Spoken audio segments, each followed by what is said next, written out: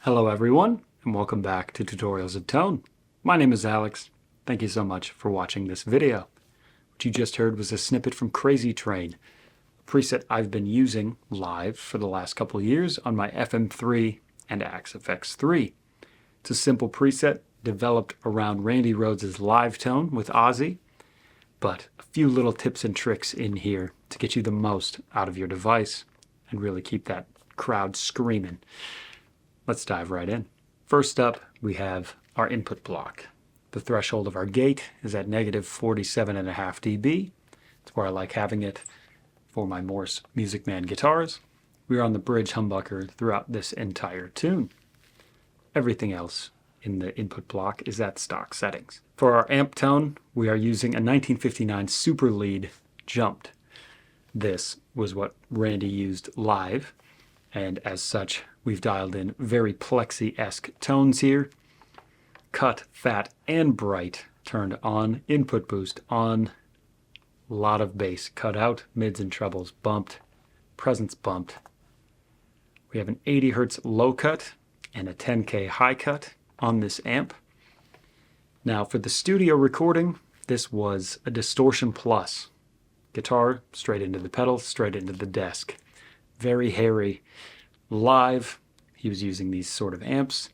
Really helps to dial something in that's a little bit more amp and live friendly than just a distortion plus straight into the board. For our cab, we're using a pair of Brit TV cabs, 4x12s with a 57 and a 421. We have a little bit of a high cut on there. We heard this tone in the intro. For our reverb, we are running a medium room reverb in parallel. We have negative 17.5 dB on the level, but otherwise everything is set stock. And at the end of our signal chain, we do have a filter block, which is set up a little bit differently than most that I use. On channel A, we have a 0 dB boost. We have a bit of a modifier here. This is control switch 1. As you can see, we are boosting from 0 to 1.5 dB, but only on channel A.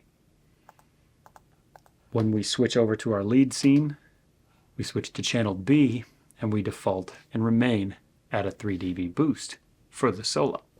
We also have control switch 1 set to our mono tape delays bypass. We are set to 500 milliseconds, really stock settings here, just giving us a bit of ambience.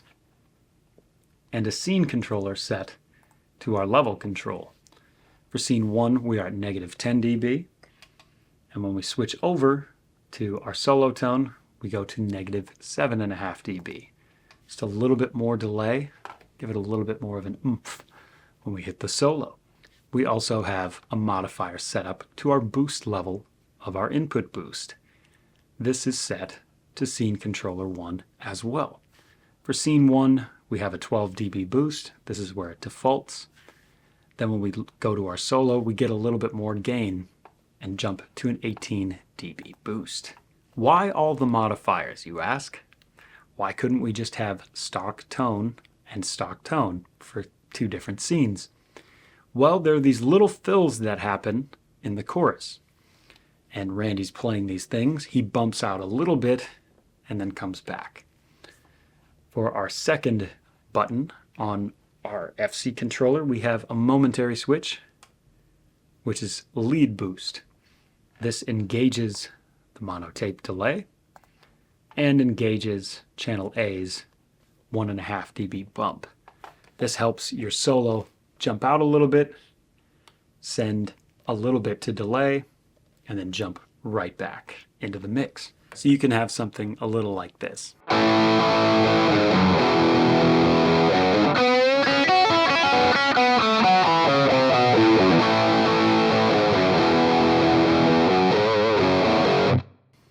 Or whatever the fill is. But you get to jump out a little bit, you get a little bit of delay, and then you can jump right back.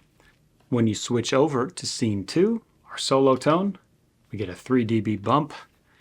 Our input boost gets a little bit more of a boost, and we engage just a little bit more mono tape delay so we can play the solo. And that tone sounds like this.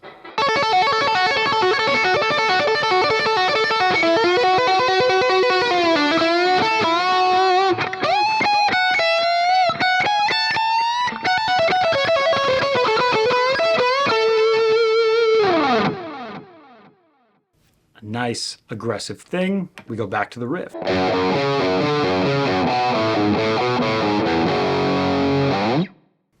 Where it comes back, but not too much that we lose the balls and chunk of Randy's just really grisly tone.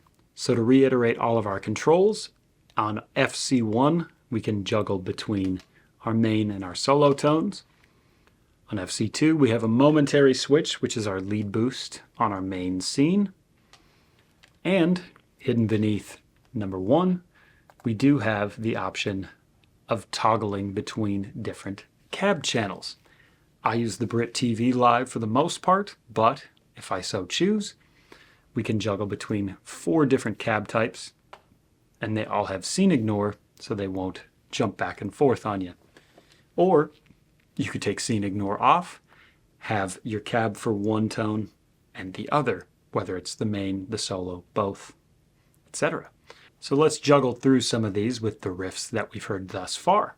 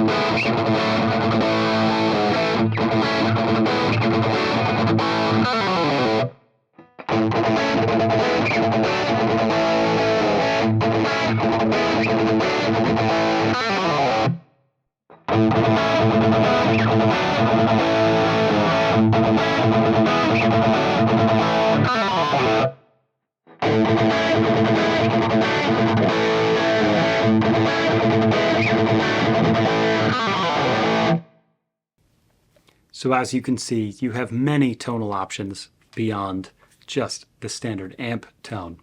You have 4 different cabs to juggle through. You can mix and match. You have a different lead boost sort of thing, as well as a gain boost along with your lead boost for the solos. Very handy for such a cool tune. Well, that about does it for this preset. I hope you enjoyed this video. If you did, there are plenty other videos throughout the channel that you could watch, tutorials of tone, Fractal 101s, gear reviews, playthroughs, etc. Thank you so much for watching this video, and we'll see you all next time.